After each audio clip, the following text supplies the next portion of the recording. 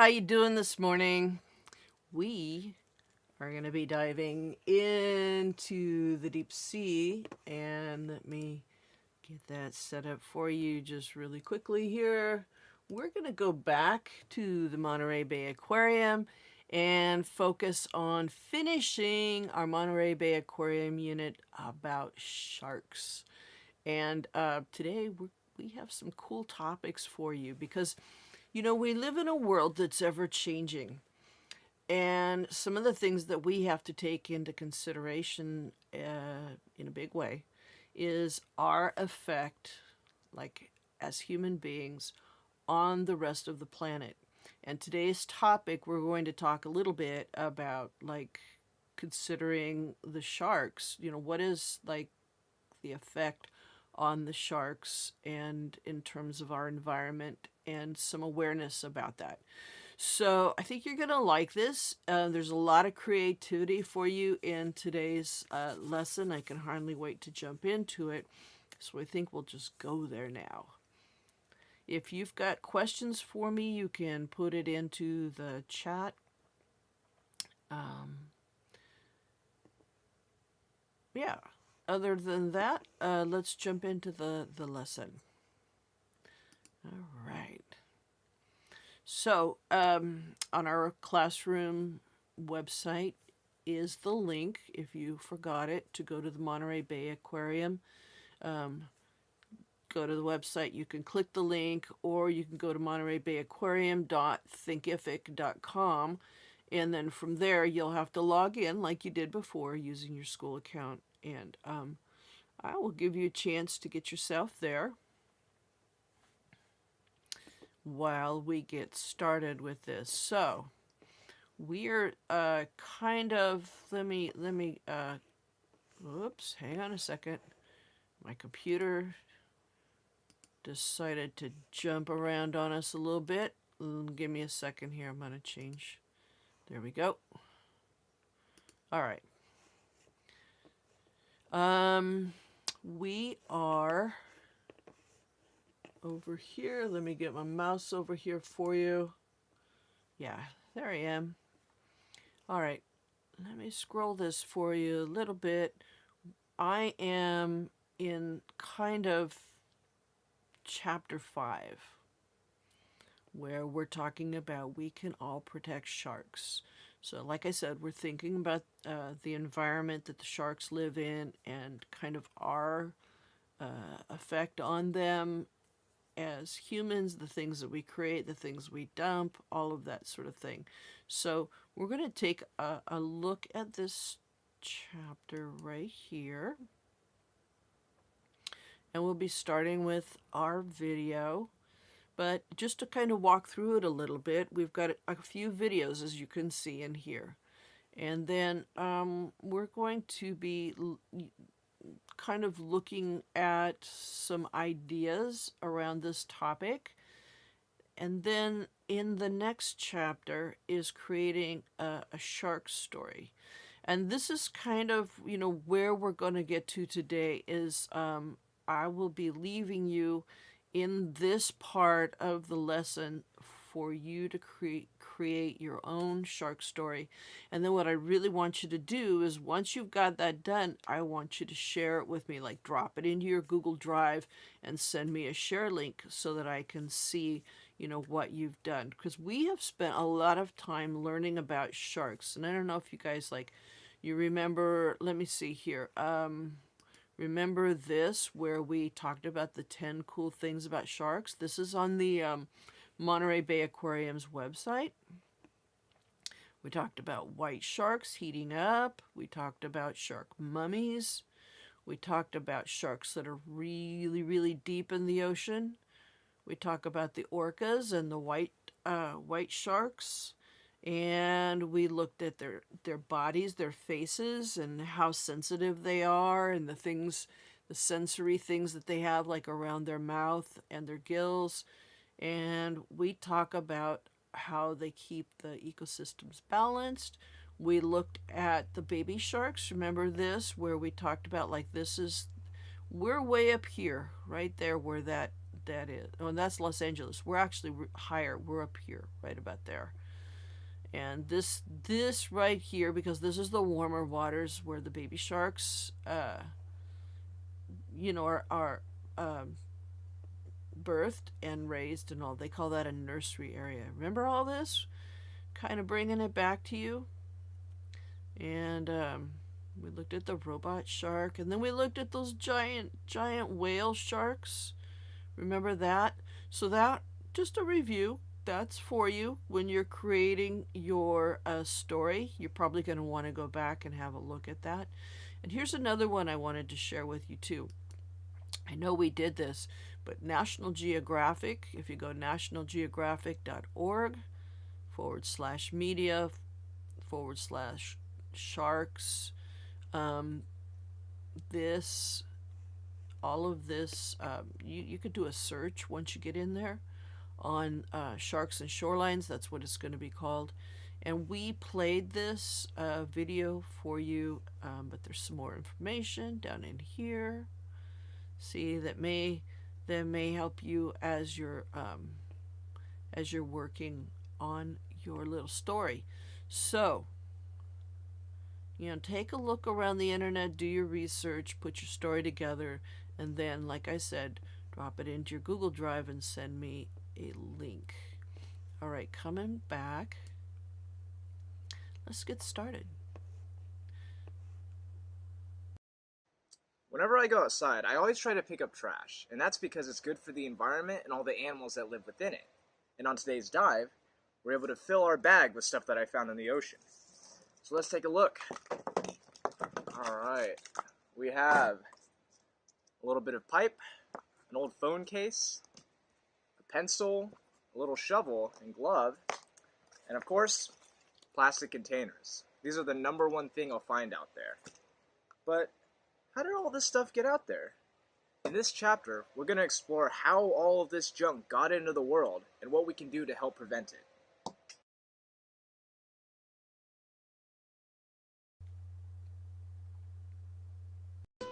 Whether you live near the ocean like Eric or far away, you impact the ocean and the animals that live there. You also impact the wild animals that live near you. Just like the ocean is the habitat or home to marine animals like sharks, the natural spaces around you are the habitats for other animals.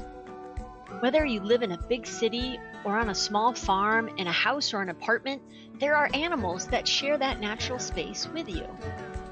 Grab your notebook and something to write with. Then, with an adult, explore the natural spaces around your neighborhood. You can take a walk to a park or a trail, a walk around your yard, or a walk around the block. If you can't get outside, that's okay. You can just look out your window. As you explore, use your notebook to write down any animals you see that live near you. Make sure to stop and look around. Look up. Look down. Look closely. Some animals might be big and easy to see.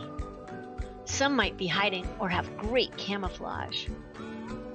You might be surprised by the animals you find.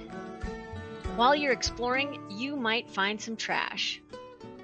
Use your notebook to make a tally of the types of garbage you find. Did you find plastic, paper, glass? Is there one type of trash you found a lot of? If you're with an adult and they say it's safe and you have gloves, pick up the garbage and put it where it belongs. Talk to your adult about the garbage you see. How did it get there? Where will it go when it rains? And how might it impact the animals you saw? Think about the garbage that Eric found out in the ocean. How did it get there?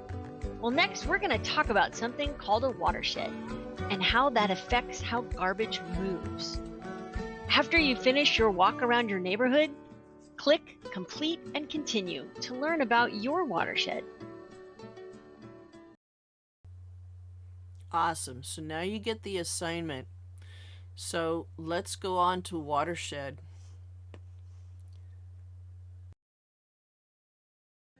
Earlier, Eric showed us some of the trash he found while diving in the ocean. This isn't good because sharks and other ocean animals need clean homes. So how did the trash Eric found end up in the ocean? Well, to understand that, we have to understand something called a watershed. Well, what is a watershed? Well, no matter where people live, they are in a watershed. A watershed is an area where rain, snow, and other precipitation flows from land into a waterway, like a river or a creek or a lake. Do you have any waterways like that near your home? The watershed might look different based on where you live. Whether you live in a city, close to the ocean, or even far from any body of water, you are in a watershed. When it rains or snows near you, the water carries any trash that's in the street, on sidewalks, or anywhere else on the land into these nearby waterways. From there, most waterways eventually drain into the ocean, and they carry with them any trash that washed into them along the way. The path of the water might look different based on where you live. For example, in a city, water is directed by streets, gutters, and drainage systems. This city watershed connects to the ocean, as almost all watersheds do. So whether you live close to the ocean or far away, the choices you make directly impact the ocean and the animals that live there, including sharks. So what can you do to help protect sharks and keep their homes clean? Click Complete and Continue to find out. So let's start from here. Let's talk about lend the hand, and I'll read it to you. Even if you live far from the ocean, your actions matter. Wherever you live, you can help protect sharks, other ocean animals, and animals in your own neighborhood. Take care of your local environment. Let me get my mouse over here. Taking care of your local environment takes care of animals both near and far. One way to keep animals' homes clean is to host a cleanup of an outdoor place you'd like to go.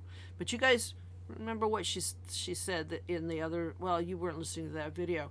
Like, don't do this without gloves on. I see in this picture, like one student has gloves, the others don't. Don't touch trash without gloves on. Take care of your local environment. All right, so hosting a cleanup is easy. You can invite your friends, your families. So this is one thing you guys can do. And you also be sure to have an adult help you. If you've got a cell phone, you can download the Clean Swell app, and this app will help you track all the garbage you remove during your cleanup, and it's an easy way to make a big difference. I've never used this app, but that sounds pretty cool. I might download that and have a look at it. All right, so moving on. We got a video, and let me hop into that video for just a second.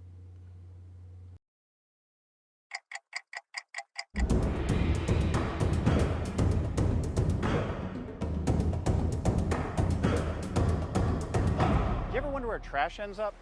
We put it in a trash can, but where's it go after that? A landfill? A recycling center, maybe? But not all trash makes it into a trash can. A lot of it ends up in the ocean. Some of it's dumped directly in the ocean by ships, sometimes illegally. But most of it actually starts its journey on land, sometimes far inland, from sewer to stream to river, and eventually to an ocean. And once it hits an ocean, it keeps going. If it hits the Pacific Ocean, it might end up in the Great Pacific Garbage Patch, a colossal whirlpool of sorts where trash from all over congregates. Or it could end up on some remote island. Try to find a beach where nobody's been before, and chances are trash has beaten you there. By far, the biggest category of trash is plastic. Plastic is lightweight and indestructible, two qualities that make it the perfect container. But once it's used, plastic becomes a lightweight, indestructible problem. Cigarette filters are also a common source of marine litter. You may not think they amount to much, but cigarette filters are one of the most common items found in beach cleanups. There are ways we can help. Dispose of waste properly, recycle more, and switch to reusable containers where possible. And participate in beach cleanups. Industry can do a better job designing products that use less material and don't just get used once. And the next time you're given the choice between paper or plastic, say neither. We can all help solve the trash problem by making less of it.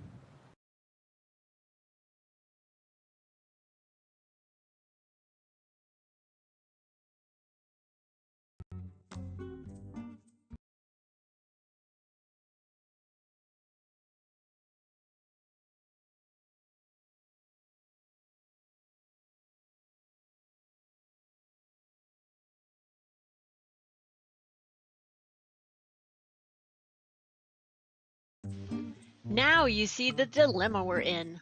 Garbage moves. Garbage ends up in places where it doesn't belong.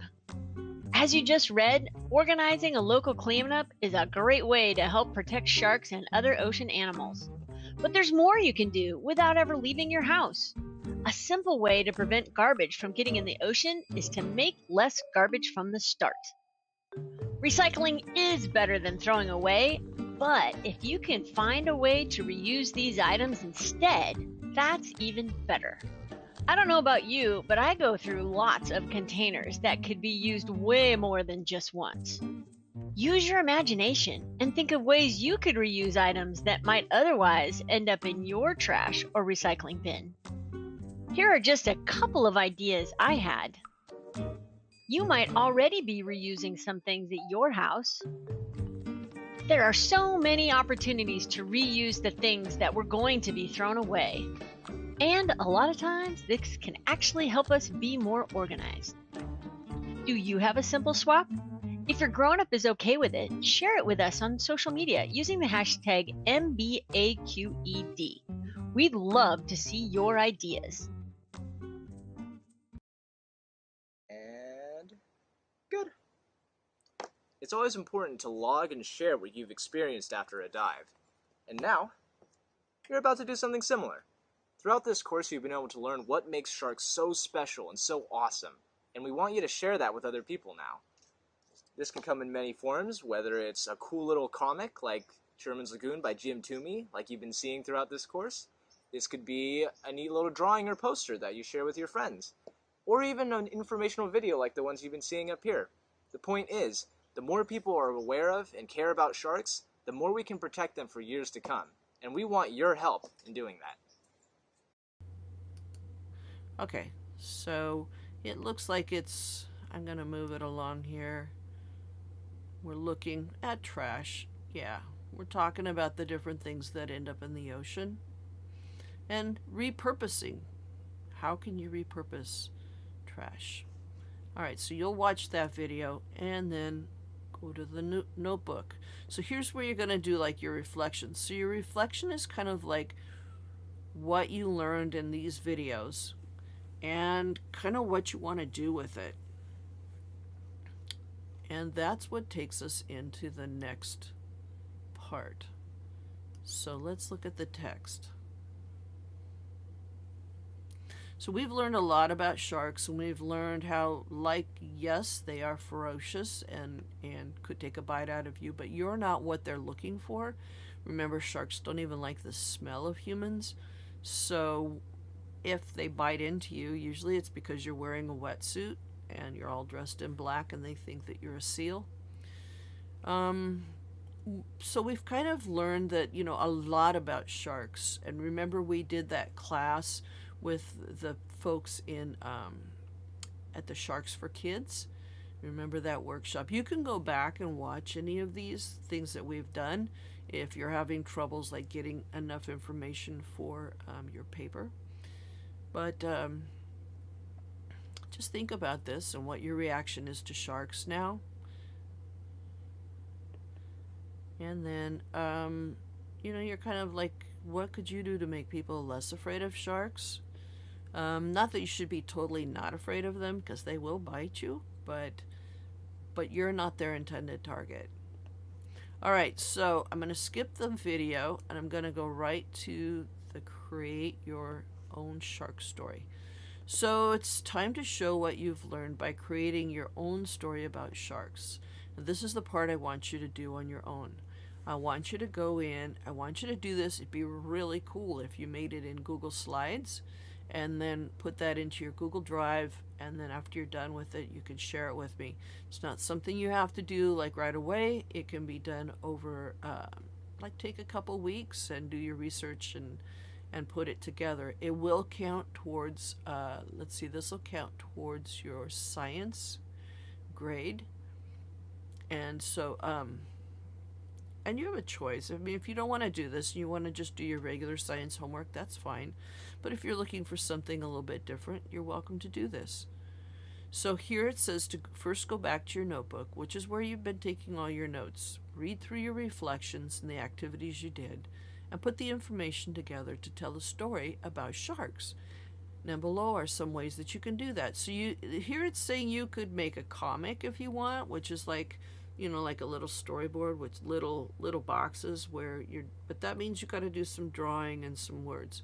You could create a cartoon, and they've got some different like links for you there. I kind of would like a story in Google Slides. I think that's going to be a little easier than having to learn to use these different apps, because I'm not going to take the time to teach you these apps. So for me, if you wanted to write a little story, you could do that and put it into Google Slide. But you're welcome to try these other things if you want to do that. So however you want. Make a comic, make a cartoon, make a story, make a Google Slide, make a video if you want. And when you're finished, you could share it. No, we're not going to share what you do on social media, to be honest with you. So just share that with me. All right. So if you have any questions, drop me an email. Let me come on out of here. So if you've got any questions, just drop me an email, ask me about it, or when we meet in our next class, go ahead and ask me about it. I'm so sorry that the videos didn't work for you today, but they're there for you in the Monterey Bay Aquarium link that's on our classroom website. So I'm going to leave you there and let you get to it. Unless you have any questions, you're welcome to post them. Do it really, really fast in the chat window. Get my mouse back over here. There we go. Yeah. All right, you guys. I appreciate your time this morning, and I appreciate you wanting to be part of what we did with the sharks. This is going to be our last class on sharks, and then we're on to the next adventure after this. All right, I'm going to say bye.